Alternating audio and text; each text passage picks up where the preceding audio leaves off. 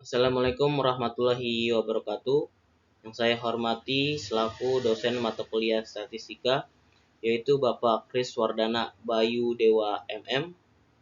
Saya dan kelompok saya akan mempresentasikan tentang moving average. Sebelumnya saya memperkenalkan diri. Yang pertama, saya sendiri bernama Muhammad Randi dengan NIM 722-112.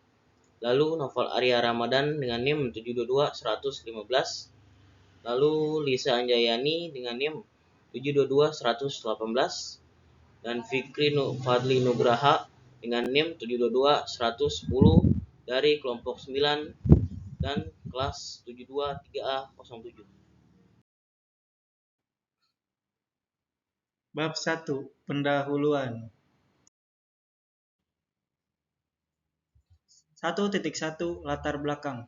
Analisa deret berkala adalah data yang dikumpulkan dari waktu ke waktu untuk menggambarkan perkembangan suatu kegiatan, perkembangan harga, hasil, penjualan, jumlah penduduk, jumlah kecelakaan, jumlah kejahatan, dan sebagainya. Metode moving average merupakan komponen deret berkala dari bagian tren sekuler yang merupakan perkembangan suatu kejadian, gejala atau variabel yang mengikuti gerakan tren sekuler. Metode moving average biasanya digunakan oleh investor dan trader di seluruh dunia. Karena moving average mampu menghilangkan faktor subjektif dari setiap analisa. Moving average menunjukkan nilai harga rata-rata atau suatu periode tertentu. Pada saat harga berubah, moving average bisa naik ataupun turun. Di dalam materi moving average ini, mahasiswa diajarkan cara menghitung dengan metode rata-rata bergerak sederhana dan rata-rata bergerak tertimbang. Untuk melakukan perhitungan dengan metode moving average ini bisa dilakukan secara manual dengan menggunakan rumus moving average atau dengan menggunakan Microsoft Excel dan SPSS. 1.2 Rumusan masalah. 1. Bagaimana cara menentukan rata-rata bergerak sederhana dan rata-rata bergerak tertimbang. 2. Bagaimana menggunakan metode peramalan dengan rata-rata bergerak sederhana dan rata-rata bergerak tertimbang. 3. Bagaimana cara penggunaan metode peramalan dengan rata-rata bergerak menggunakan Microsoft Excel. 1.3 Tujuan pembuatan makalah. Mampu menganalisa data berkala dari waktu ke waktu agar mahasiswa memahami data berkala dengan metode moving average, mampu mengerjakan soal-soal tentang metode moving average, dapat menguasai materi rata-rata bergerak sederhana dan rata-rata bergerak tertimbang, mampu menerapkan metode moving average dalam data sekunder dengan menggunakan Microsoft Excel atau SPSS dan juga sebagai salah satu syarat untuk nilai ujian akhir semester. 1.4 Manfaat. Manfaat metode rata-rata bergerak adalah untuk menentukan tren dari suatu deret waktu dengan menggunakan metode rata-rata bergerak. Data berkala dari data asli diubah menjadi deret rata-rata bergerak yang lebih mulus. Metode ini digunakan untuk data yang perubahannya tidak cepat dan tidak mempunyai karakteristik musiman atau seasonal. Model rata-rata bergerak segmentasi permintaan metode berikutnya sebagai rata-rata data permintaan aktual dari periode terakhir. 1.5 Metodologi.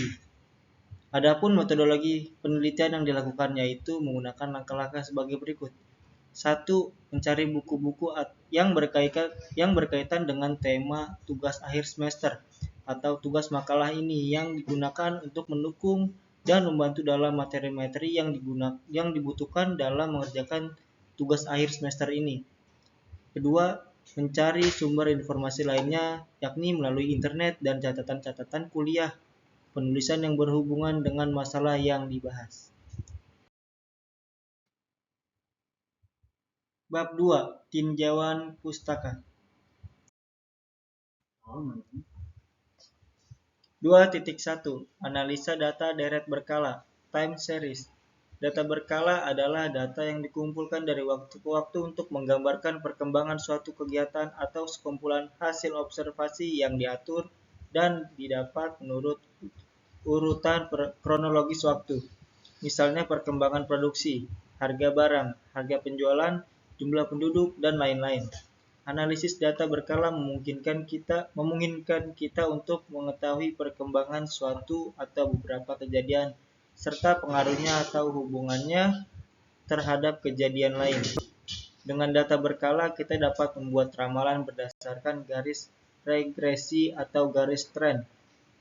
Data berkala terdiri dari kelompok-kelompok, sehingga dengan analisa data berkala, kita dapat mengetahui masing-masing komponen, atau bahkan menghilangkan suatu atau beberapa komponen. Karena ada pengaruh dari komponen, data berkala selalu mengalami perubahan-perubahan, sehingga apabila dibuat grafik akan menunjukkan adanya fluktuasi. 2.2 Komponen data berkala. Ada 4 komponen gerak atau variasi data berkala, yaitu 1. Gerak jangka panjang atau tren. Suatu gerakan yang menunjukkan arah perkembangan atau kecenderungan secara umum, arahnya bisa menaik atau menurun. Garis tren ini juga sangat berguna untuk membuat ramalan. Tren sekuler umumnya meliputi gerakan yang lamanya sekitar 10 tahun atau lebih. Tren dibedakan menjadi dua jenis, yaitu tren linear mengikuti pola garis lurus dan B. Tren non-linear mengikuti pola lengkung. 2. Gerak siklis. A. Gerakan atau variasi jangka panjang di sekitar garis tren berlaku untuk data tahunan. Gerakan siklis bisa terulang setelah jangka waktu tertentu, atau setiap 3 tahun, 5 tahun, atau bisa lebih. B. Gerak siklis melukiskan terjadinya 4 fase kejadian dalam jangka waktu tertentu, yakni kemajuan, kemunduran, depresi, dan pemulihan. 3. Gerak musiman. Gerak musiman terjadi lebih teratur dibandingkan gerak siklis yang bersifat lengkap. Biasanya selama 1 tahun kalender, gerak ini berpola tetap dari waktu ke waktu. Faktor utama yang menyebabkan gerak ini adalah iklim dan kebiasaan. 4. Gerak irreguler atau faktor residu atau gerak tak teratur. A. Gerak ini bersifat sporadis atau tidak beratur dan sulit dikuasai. B. Perang, bencana alam, mogok, dan kekacauan adalah beberapa faktor yang terkenal yang bisa menyebabkan gerak ini terjadi. Dengan adanya pengaruh tersebut, maka gerak irreguler sulit untuk dilukiskan dalam suatu model. 2.2 Analisis tren linear. Persamaan tren linear berikut adalah beberapa cara untuk menentukan persamaan tren linear. 1. Metode tangan bebas. Langkah-langkah. A. Buat sumbu datar T dan sumbu tegak Y, di mana T menyatakan variabel waktu, tahun, bulan, dan lain-lain, dan Y menyatakan variabel yang akan dianalisis dan nilai data berkalanya. Buat diagram pencarian dari koordinat T sampai Y. Tarik garis yang dapat mewakili atau paling tidak mendekati semua titik koordinat yang membentuk diagram pancar tersebut. C.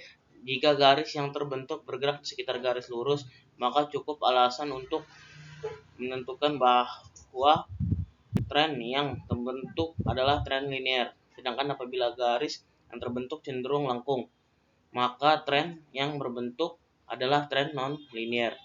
2.4 Peramalan.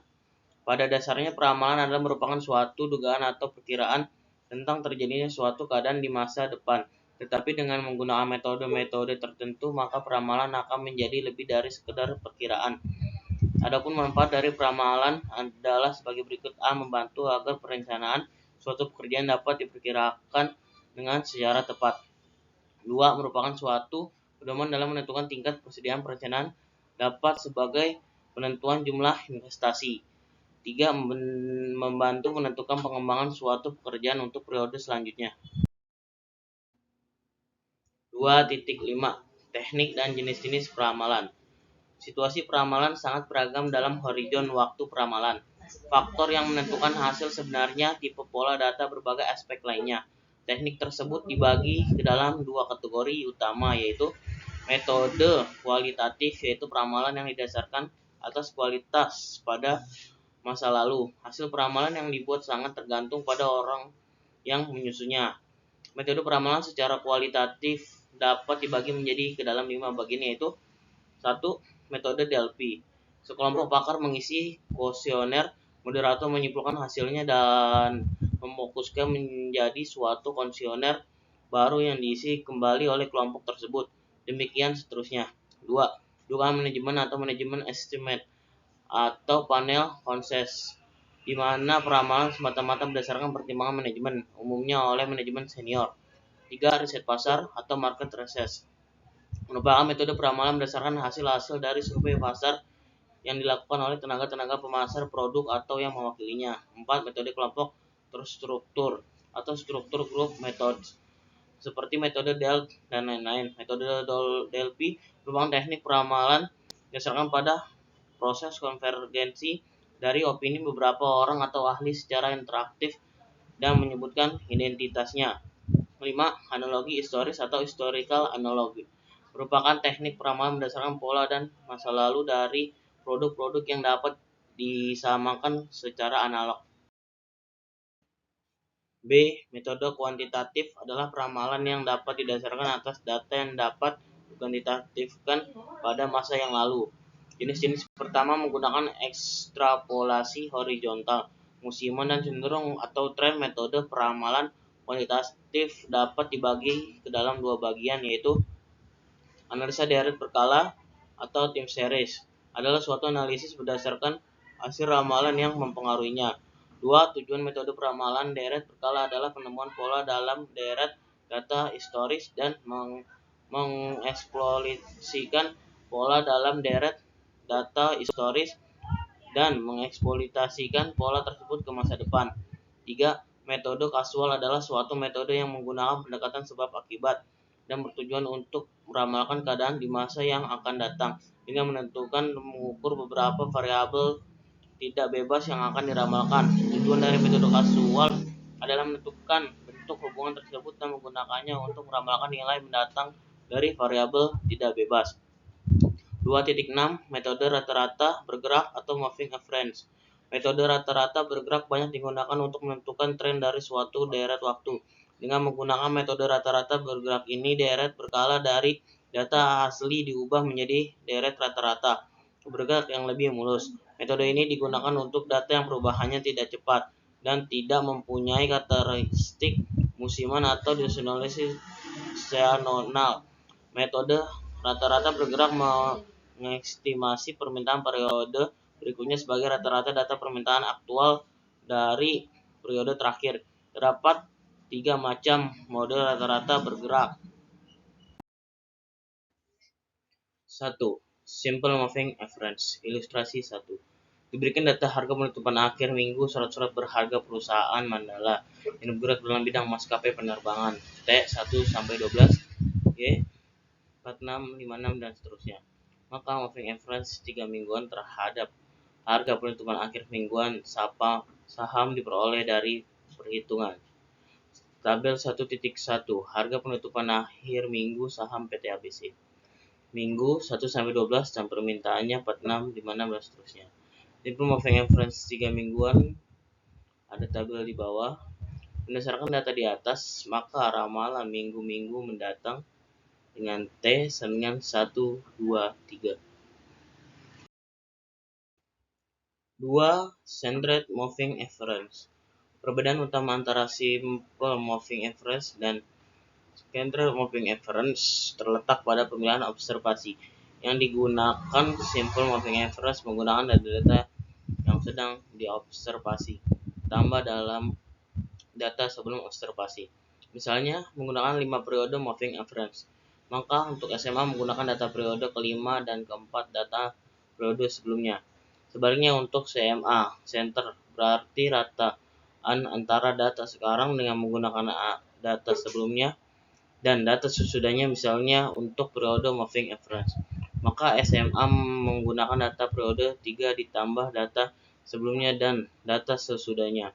Didefinisikan sebagai berikut, di mana Y adalah nilai tengah dari interval L data observasi. L-1 atau 2 observasi merupakan data sebelum dan sesudahnya. Misalnya CMA 5 periode, maka Y sampingan Y5. Maka intervalnya dimulai dari Y3 sampai Y7. Saya akan menjelaskan Weight Moving Average. Rumus untuk Weight Moving Average atau WMAT pada ilustrasi 3, diketahui data penjualan suatu departemen store 4 bulan periode, kemudian ingin meramalkan penjualan bulan kelima dengan moving average, di mana menggunakan bobot 40% actual sales untuk bulan saat ini, bulan 4, 30% untuk 2 bulan sebelumnya, 20% untuk 3 bulan sebelumnya, dan 10% untuk 4 bulan sebelumnya. Data penjualan sebagai berikut. Bulan 1 itu berada di 100%, bulan 2 itu 90%, bulan 3 105%, bulan 4 95%, bulan 5 belum diketahui. Kita akan memasuki pembahasan pada bab 3. 3.1. Rata-rata bergerak dalam statistika. Dalam statistika, rata-rata bergerak juga disebut bergulir rata. Berarti bergulir atau menjalankan rata-rata. Adalah jenis filter yang respon impuls yang terbatas digunakan untuk menganalisis satu set poin datum dengan menciptakan serangkaian rata-rata dari himpunan yang berbeda dari perkumpulan data lengkap. Deret berkala adalah data yang dikumpulkan dari waktu ke waktu untuk menggambarkan perkembangan suatu kegiatan, perkembangan produksi, harga, hasil penjualan, jumlah produk, jumlah kecelakaan, jumlah kejahatan, dan sebagainya. Salah satu manfaat penting dari rata-rata bergerak adalah mengurangi variasi dari data berkala aslinya. Dengan mengurangi variasi tersebut, maka rata-rata bergerak dapat menghilangkan fluktuasi-fluktuasi yang tidak diinginkan. Sebuah rata-rata bergerak umumnya digunakan dengan time series data untuk kelancaran keluar fluktuasi jangka pendek dan jangka panjang, menyoroti tren atau siklus. Ambang batas antara jangka pendek dan jangka panjang tergantung pada aplikasi, dan parameter moving average akan ditetapkan sesuai. Sebagai contoh, sering digunakan dalam analisis teknis dan data keuangan seperti saham harga kembali atau volume perdagangan. Hal ini juga digunakan dalam bidang ekonomi untuk memeriksa produk domestik bruto, pekerjaan atau deret waktu lainnya. Makroekonomi secara matematis, rata-rata bergerak adalah jenis konvolusi dan sehingga dapat dilihat sebagai contoh dari low pass filter yang digunakan dalam pemrosesan sinyal. Ketika digunakan dengan non-data time series, sebuah filter moving average komponen frekuensi yang lebih tinggi tanpa sambungan khusus untuk waktu. Meskipun biasanya beberapa jenis memesan tersirat dilihat simplistically dapat dianggap sebagai merapikan data.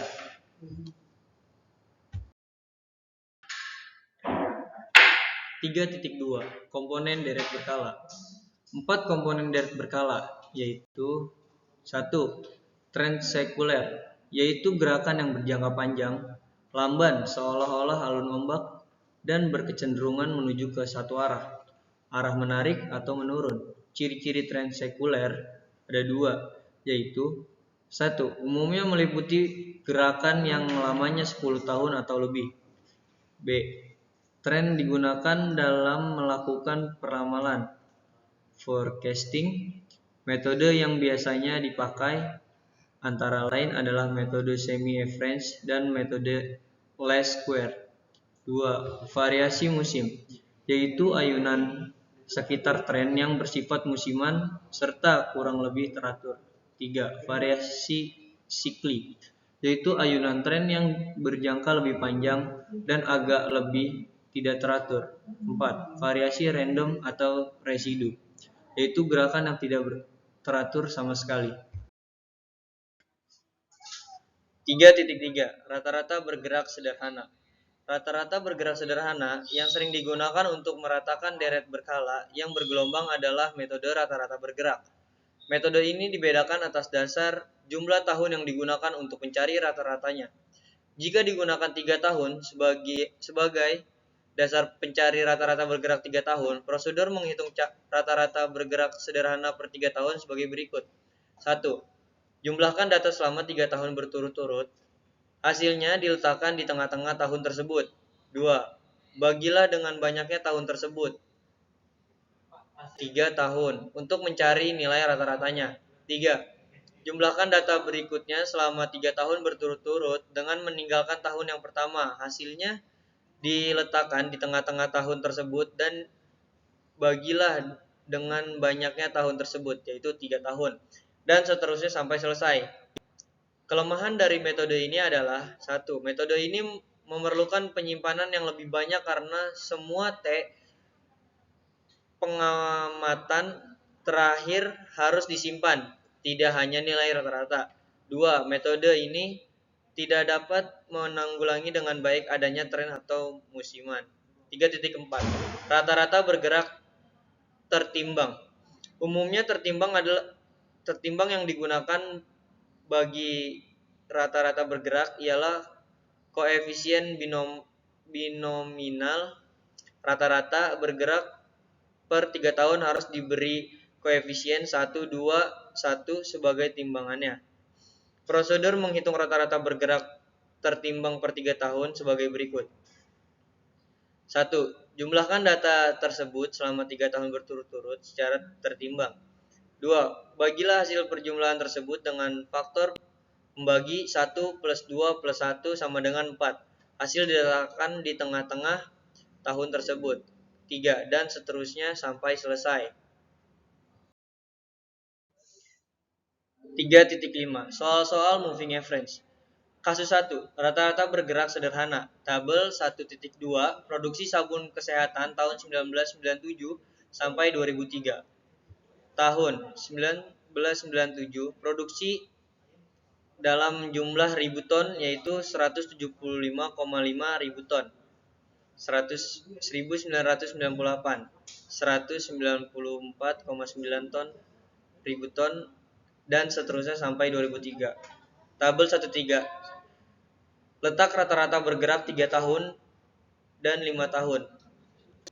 Tahun 1997 sampai 2023, produksi per ribu ton. Pada produksi per tahun rata-ratanya dihitung sebagai berikut: 175,5 ribu ton sampai dengan 2003 itu 213,0 ribu ton. Jumlah per 3 tahun. Dalam penjumlahan 3 tahun ini, 2 tahun awal tidak ada karena untuk penjumlahan di tahun ketiganya. Dan begitu juga penjumlahan setelahnya 5 tahun dan rata-rata bergerak 3 tahun dan rata-rata bergerak 5 tahun.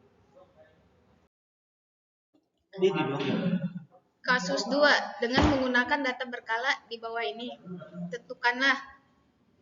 Yang pertama, rata-rata bergerak 2 tahun. Yang kedua, rata-rata bergerak tertimbang 3 tahun. Tabel 1,4, besar pinjaman suatu negara atau miliaran rupiah.